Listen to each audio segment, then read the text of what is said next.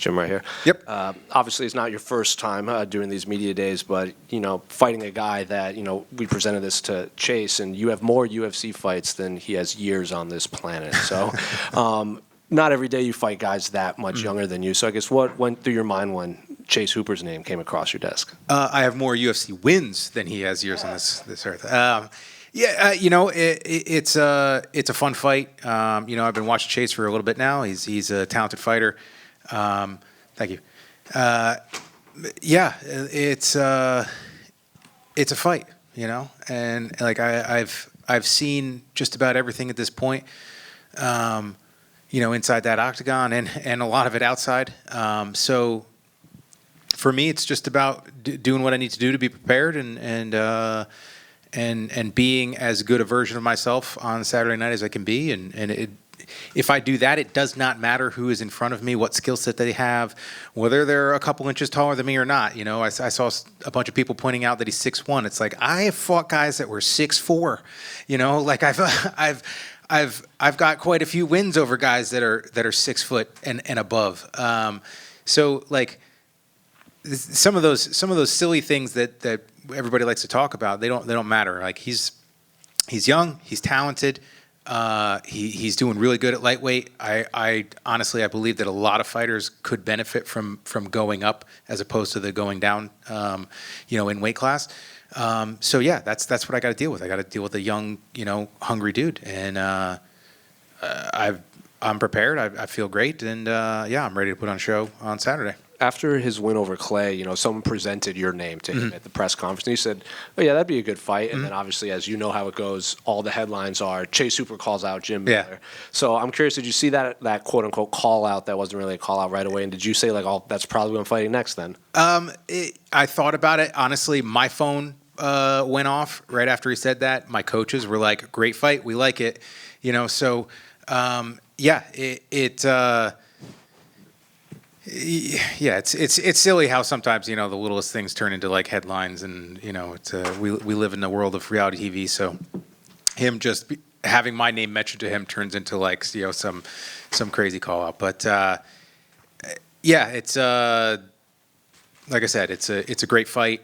I'm excited for it. I'm a fan of his, and I always I get more pumped up when I've seen a guy fight a bunch of times, and I enjoy watching him fight because this stuff excites me, So that's why I'm still doing it. So yeah, I'm just ready to go, and yeah, feeling great about it. I spoke to him earlier, and he kind of compared. This isn't new to him. Like his second fight was against Alex Caceres, and he fought Clay Guida, and now he's fighting you. And he's like, "What am I going to bring to the table that they haven't seen?" Because they've had like 75 fights between all of them. He goes, "My job is to just not care and not respect what they bring." Is that the right attitude that you would tell young fighters to have? Like, yeah, you might be fighting a guy with triple the amount of fights of you, but you can't care about that. You have to disrespect that, basically. Absolutely. That's absolutely the right. That's the same exact attitude that I had. Like when I was coming up, on the local circuit in Jersey, I wasn't training to fight the guys that I was fighting. I was training to fight BJ Penn. Like that's who I had in my sights. And the guy that worked at the tire shop, was just somebody in my way. And like we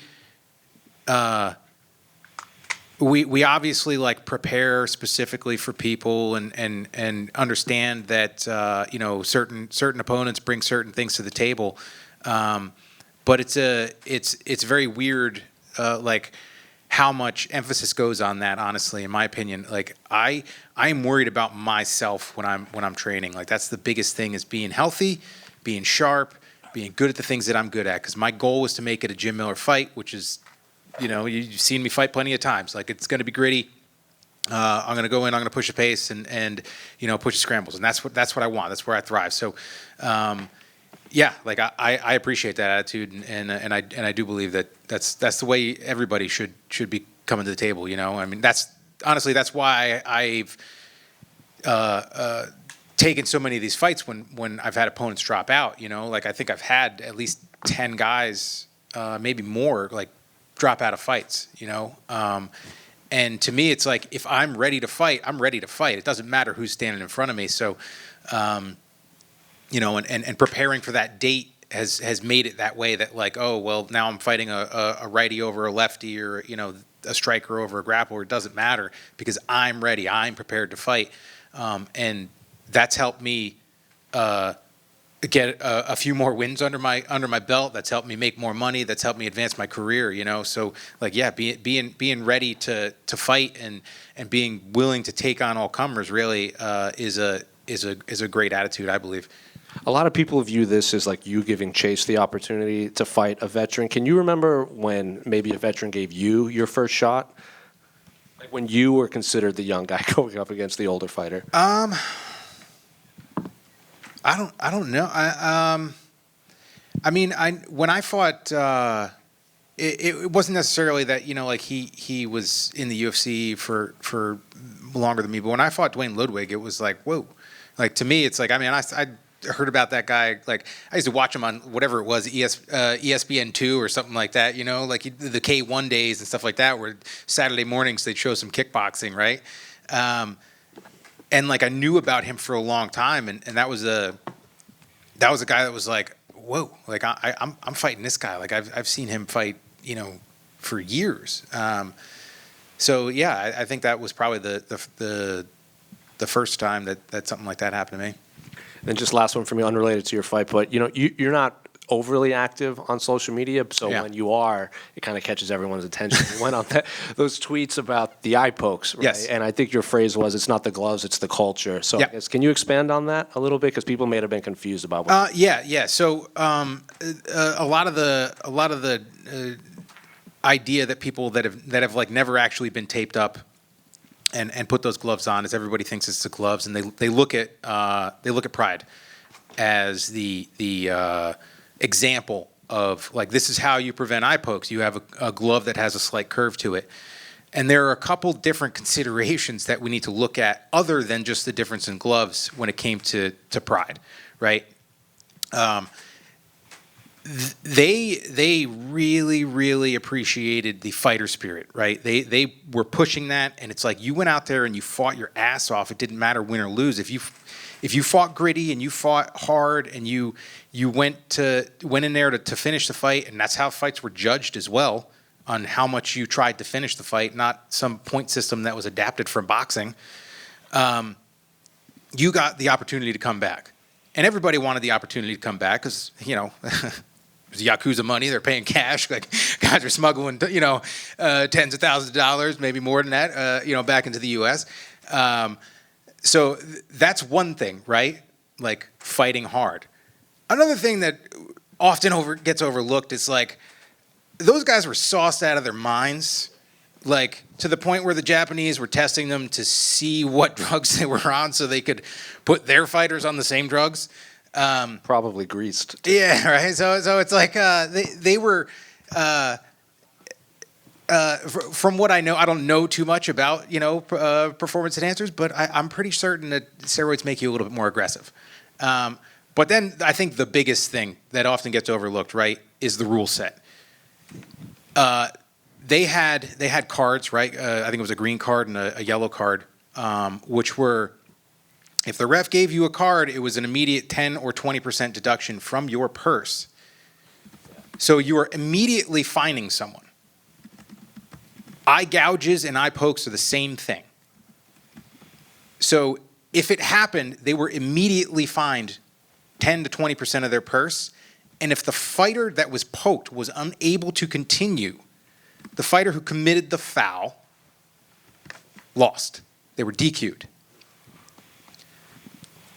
We get talked to in the back by the refs every time, and it's always, hey, keep your hands closed, keep your hands, none of this, and then you'll go in the fight and your opponent goes like this, and again, it's another warning, and a lot of times the referees in the back say, hey, this is your first warning, but then they give 2, 3, 4 warnings again inside the octagon, and then a poke happens, and then immediately, whose fault is it? Who gets the pressure is the fighter that just got their eyeball poked in, right? The pressure goes to that person to continue the fight. The pressure doesn't go on to the other guy. Like, they're not they're not necessarily going to lose unless it's one of those situations where it goes to the cards now and this and that, right? It's either going to be a no contest or they're going to go to the judges' scorecard and they're going to see how it fans out.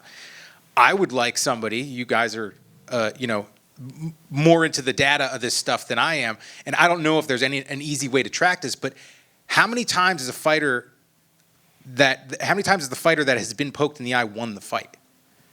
I don't recall it being very often, right? It sucks. It is not a good thing to be in a fist fight and get your eye poked. I believe that we need to treat them like a foul.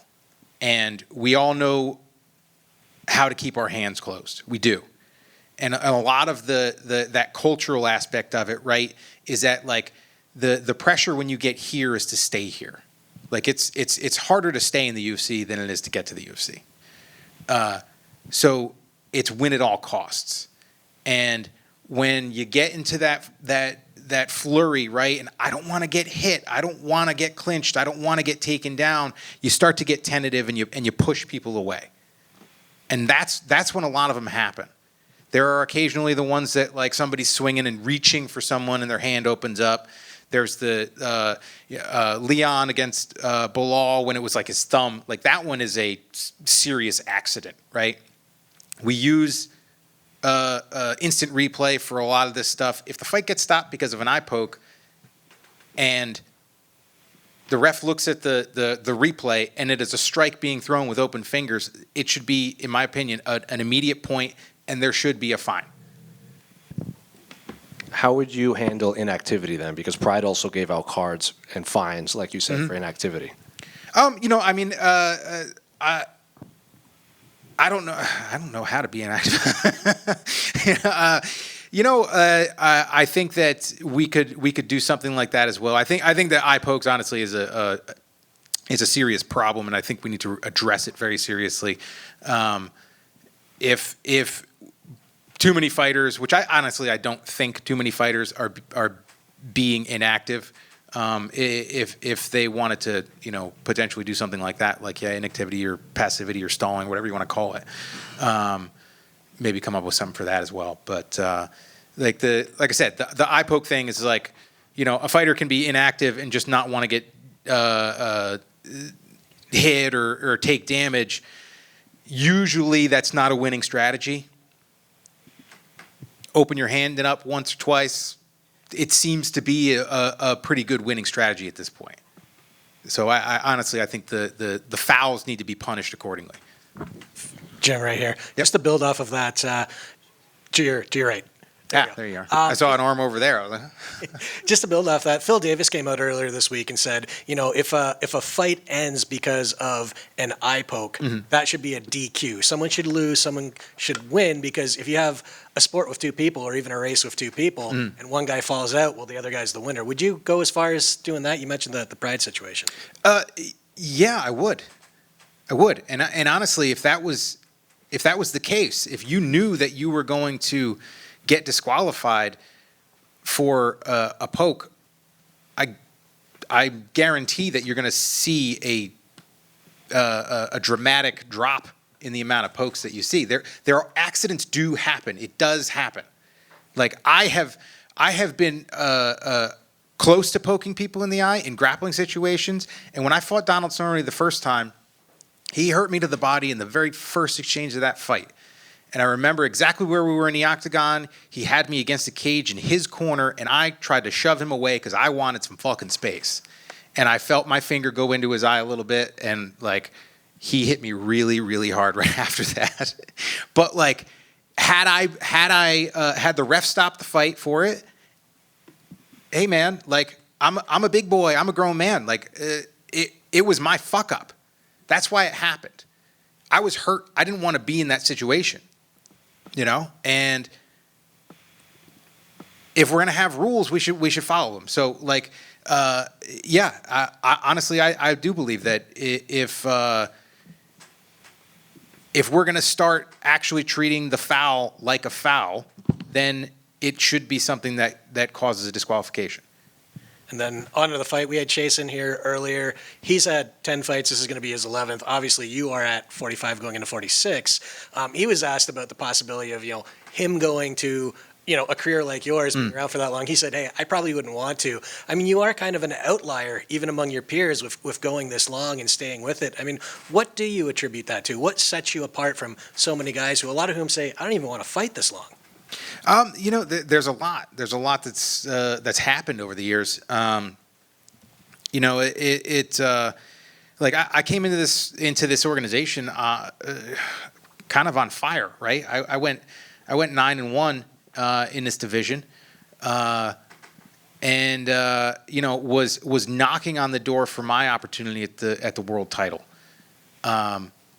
and I've dealt with some things along the way, when I fought Benson in that 11th fight that I had in this promotion, I ended up having mono, and because of that, I ended up giving myself a kidney infection. I should have been in the hospital instead of the octagon that night, and I still got 6 submission attempts awarded to me in that fight.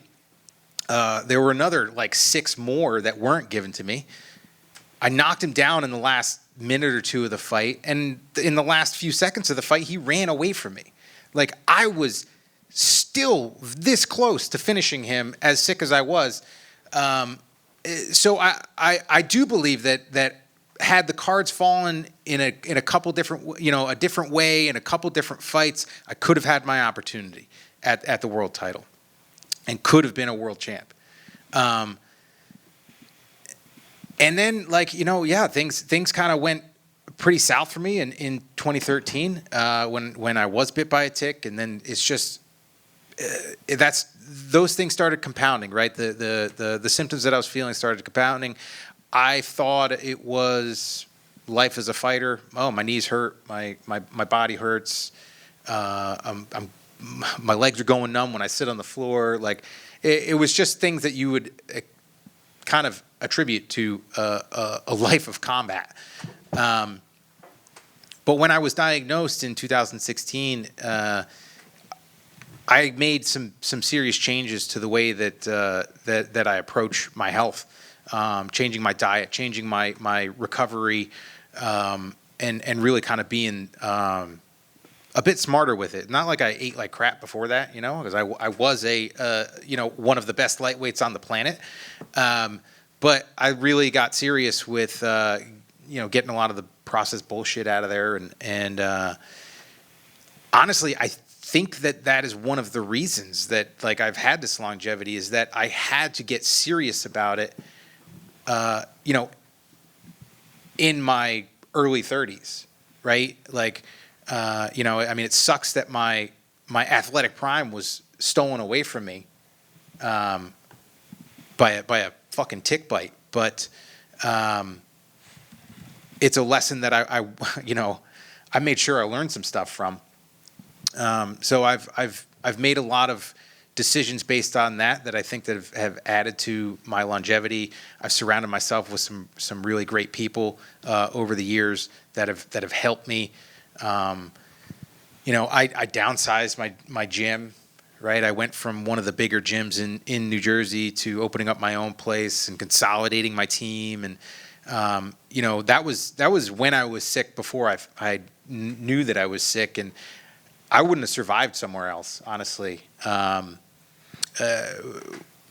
Not being the guy kind of in control of training. I consider myself very coachable, and if somebody asked something from me, I was going to do it.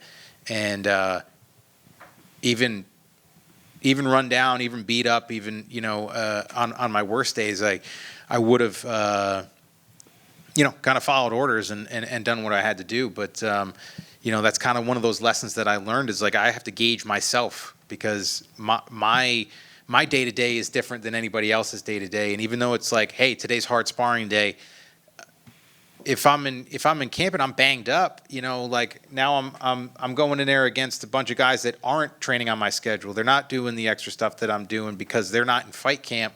Well, they're a lot fresher than I am, so I have to be careful, right? And it might not be my day to go super hard.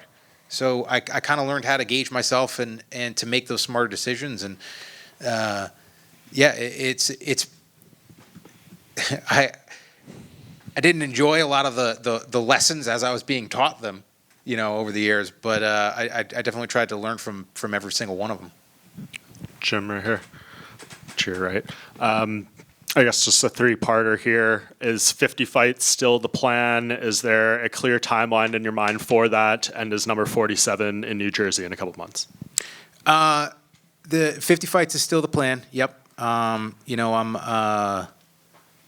feeling good, and I feel like I can definitely hit that. I'm also taking it fight by fight as well, and it's really the fight camps. The fight camps are the hard part. There are fights that I've come out of, changed, but it's usually that like 8 weeks of just grinding yourself into a nub, trying to prepare to do battle, right? What was the other part of that? Sorry. For 47, would New Jersey be too soon? Yeah, 47. That's going to be a pretty quick turnaround. I guess it all depends on how Saturday goes. I do want to fight in New Jersey. In Newark, because that's kind of, even though Newark, like if New Jersey, Newark is like a different country compared to where like I live. I'm like 3 miles from Pennsylvania, so I'm out in the woods, but the Prudential Center is kind of my home arena. So it would be a tough one, but yeah, if things go well Saturday, then maybe we'll have to do that. All right, over here. Yep. When you look back at your early fights compared to now, how has your mindset evolved over the years? It's evolved a lot. I used to I suffer from really bad tunnel vision when I'm in there. And suffer might be the wrong word. And it might sound weird for somebody to say this, but like I have a pretty good ability to compartmentalize and focus on the guy that's trying to punch me in the face. And that might seem weird, but there are a lot of times that you can tell, like having cornered fighters and my brother and listened to plenty of interviews and stuff. Sometimes fighters carry outside interference into the octagon, and I've always been very good at shutting that off. And my music plays, that first note plays of my walkout song, and I don't really see anything besides the octagon. I step inside the octagon. I don't see outside it. So like it's easy for me to focus, but like in the past I used to get like just super like, hey, this is it. This is what I'm doing. I'm fighting to my strengths. And sometimes, opponents would do the right thing and defend those and counter those, and I never I lost a few fights that I could have adapted and changed my style. Maybe fought a little bit more conservatively. I wouldn't have been happy with myself if I had done so, but changed up the game plan a little bit in there with what my opponent was bringing to me, and could have turned things around and made it a better night.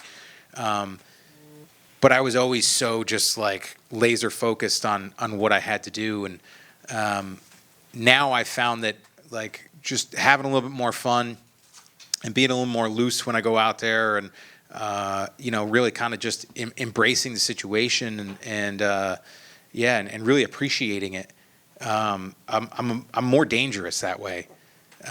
So yeah, it's awesome. It's pretty crazy, like warming up in the back and watching the younger guys and seeing them go through the same motions that I used to go through, and like, they're you can see that they're like forcing the scowl. They're like trying to make themselves like intense and angry, and maybe that's optimally, maybe that is what they need, but me, I'm like trying to fight back the smiles, and like I'm just cheesing back there, and it's really cool to kind of almost be like a little bit of like the fly on the wall for that type of stuff. And it's like, yeah, I'm going to step onto the canvas and I'm going to do what I'm here to do, and I don't need to create some like fake level of rage or something like that in order to be dangerous. I've done the reps, I put in the time. So yeah, I find that I'm a lot calmer, a lot more open-minded when I'm in there fighting now. You have fought legends and future stars. Who is the toughest opponent you have faced? That's a really difficult question. You get to this level, man, and you're a stud. Like I was asked the question, before, like, how does the average person, do in the octagon? And it's like, well, I mean, that's the kind of the thing, right? It's like to get to this level, like to be somebody that trains, even to train jiu-jitsu, to train MMA, Muay Thai, boxing, like you're already a step in that direction. To get to the level of the UFC, I mean, there are a lot of guys that are coming in with a few fights, a handful of fights, a half a dozen fights, but like they're still putting in the work. So you've already kind of separated yourself from the pack a little bit. I mean, I have to say that like my fight with Dustin, it was gritty. It was grueling. My Muay Thai coach, Amr Ibrahim, he still talks about it. He's like, man, when I was walking into the octagon, he says he saw Joe Rogan's face at the end of the fight. And he's like, Joe Rogan looked like he was looking at like a car accident, to know like post fight, right? He ends up going to the hospital and they're like threatening to cut his calf open because they didn't want him to, get compartment syndrome or something like that, and to try to reduce the swelling. And it's like, to take those kicks continually and in the back of my head, it's like, oh man, only a couple more and maybe he wouldn't have been able to get up. But he's a tough dude. But like I said, there's a lot. There's been a lot of tough guys in front of me. All right, thank you. Jim, one question from me. Your wife has been by your side for a long time through your whole career. What type of advice did she give you early on in your career, and how has that advice changed? How much did she pay you to ask that question? My wife, she's just supportive. She's just always been there for me. I mean, we met just before my second fight, so she kind of had to accept the fact that I was a fighter, right? So like, since I was already doing it, but I don't really, I don't know about like advice. Really, it's kind of just like she's gonna have my back, and I know that, no matter what I do. And we did have a conversation the other day, and I see some of these other guys that they step away and then they come back. And that's not something that I want to do, right? Like I want to,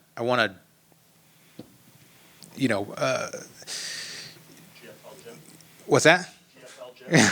No, thanks. Maybe some of the YouTube boxing, but like when it comes to MMA, right? Like I want to be done with it. Like when I'm done here, I want to be done with it. And I know it's going to be difficult. It's going to be really, really freaking hard to just shut it off and to not pursue it anymore. But like we were talking about it, and she's like, yeah, I wouldn't let you. Like once you're done, you're done. And she's like, I'll do what I got to do. We'll change the lifestyle. We'll do this. We'll do that. Whatever it takes. Because I mean, she sees me on my worst days, and she doesn't like to point it out, right? She won't do that. Like, oh, why you limping, or why you doing this, or why you doing that? It was good to hear her say that and be like, hey, like, you spend the time that you need, you get in these last couple, and then we can move on, and then we can be done with it, and just wring every little drop out of it, and that's what my plan has been. But knowing that she supports that and is there behind me makes it easier too. Have you ever had an issue with one of your opponents? An issue? Yeah, because like even famously Nate Diaz didn't have any problems with you. No, I can't. No, not really. I mean, like, honestly,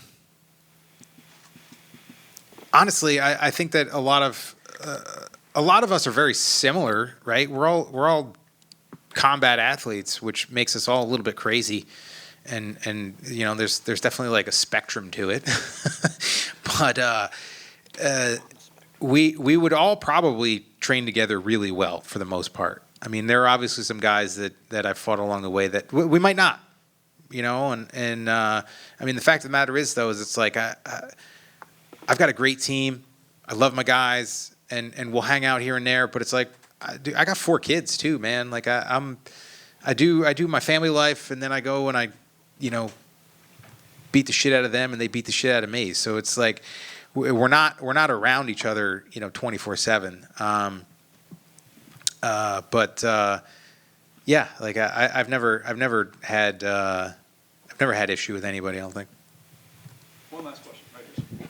You said that Newark is your home arena, but there's a lot of New Jerseyites down here in South Florida. So what's it going to be like down here at the Kaseya Center in Miami in front of so many New Jersey residents, per se, or ex-residents?